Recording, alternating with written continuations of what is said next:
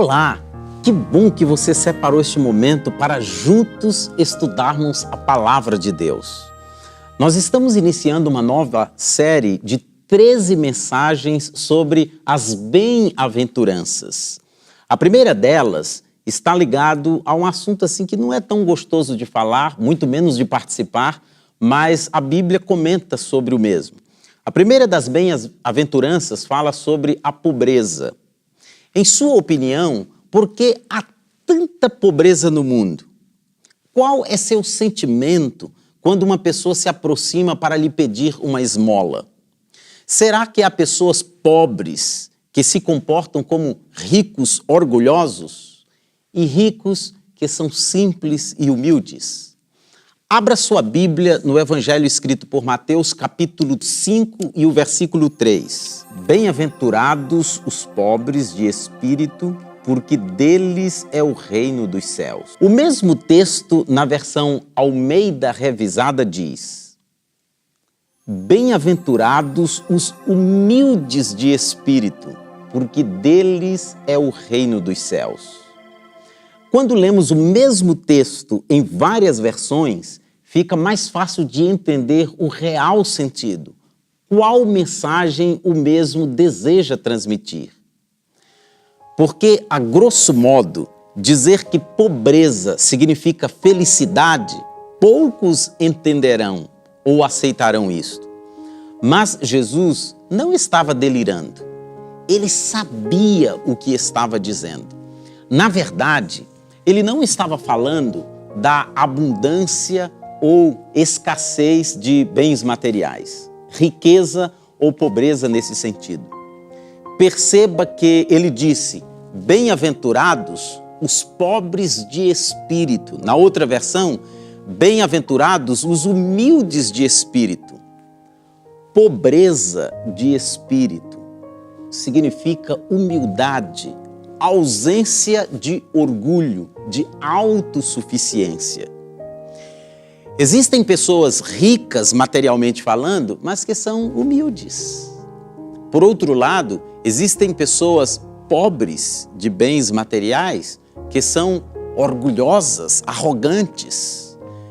Quero deixar isto bem claro. Aqui, Jesus não está defendendo que precisamos ser pobres e condenando os ricos. Deus quer que pobres e ricos sejam felizes, pois a felicidade não deve consistir no ter. Quem prega essa ideia é a mídia, o consumismo. Tenha isso, compre aquilo, o novo, o modelo atual. Como homem, Jesus não tinha bens materiais, mas ele era feliz. Ele é a fonte da felicidade. Por que os humildes de espírito são bem-aventurados, são felizes? Leia as palavras de Jesus no Evangelho escrito por Lucas, capítulo 19 e o versículo 10. Porque o Filho do Homem veio buscar e salvar o que se havia perdido. Quem se sente perdido, necessitado de ajuda, quem clama por socorro, Deus está pronto para ouvir e ajudar. Por isso são bem-aventurados os que sabem que não se podem salvar a si mesmos, nem de si praticar qualquer ação de justiça, são os que apreciam o auxílio que Cristo pode conceder. São eles os humildes de espírito, aos quais ele declara bem-aventurados. No grupo que estava ouvindo a Jesus no monte, tinha várias pessoas que eram crentes, faziam o que a lei pedia e por isso achavam que tinham direito ao reino dos céus. Tinham muitas outras pessoas que nem tinham permissão para entrar no pátio do templo. Pessoas que os religiosos as faziam entender que estavam perdidas, pessoas sem esperança. Com estas palavras, Jesus alcançou a ambos. Os certinhos, precisam entender que suas boas obras não dão direito ao reino dos céus. O reino dos céus pertence aos que desconfiam do eu e depositam total confiança nos méritos de Jesus.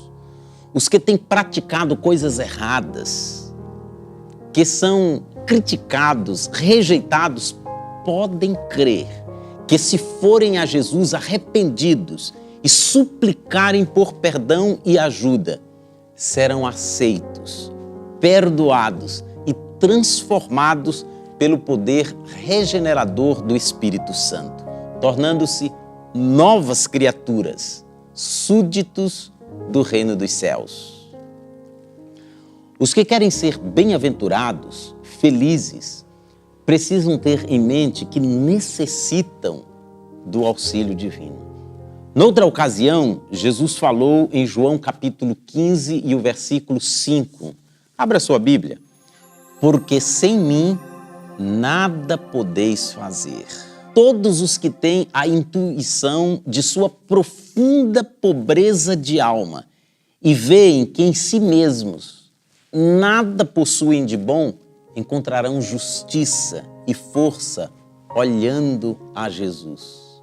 Ele diz: vinde a mim, todos os que estáis cansados e oprimidos. Ele vos ordena que troqueis a vossa pobreza pelas riquezas de sua graça.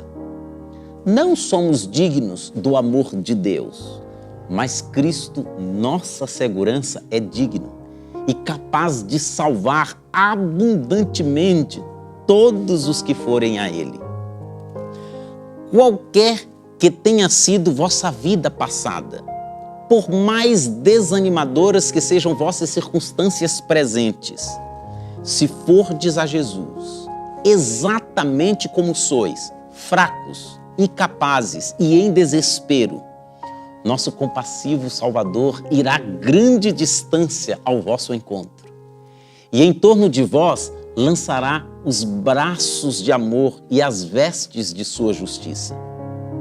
Ele nos apresenta ao Pai trajados nas vestes brancas de seu próprio caráter.